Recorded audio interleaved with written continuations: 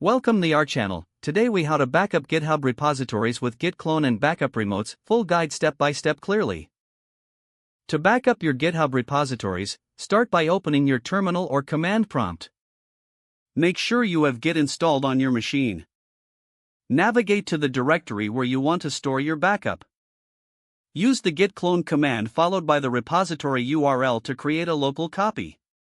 For example, type git clone https://github.com/username/repository.git . Press enter to execute the command. This will create a folder with the repository name containing all the files and commit history. Next, navigate into the newly created folder using the command cd repository.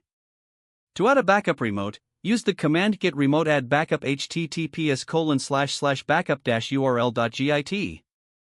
Replace https://backup-url.git with your remote backup repositories URL. Verify that the remote has been added by typing git remote v. You should see both the origin and backup remotes listed.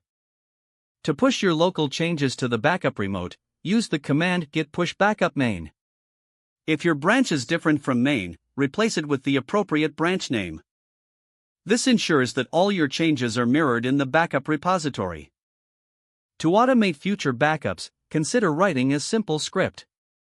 The script can include commands to pull the latest changes and push them to your backup remote. Make sure to test your backup regularly to ensure it's working properly. This step prevents potential data loss and keeps your work safe. With these steps, you can securely backup your GitHub repositories using git clone and backup remotes. If the page does not load, refresh the browser or try again in a private or incognito window. Make sure you are using the correct email address, then retype it carefully to avoid small typos. If your password is not accepted, use the reset option and create a new strong password you can remember. Check your spam folder for verification or security emails, then complete any requested confirmation steps.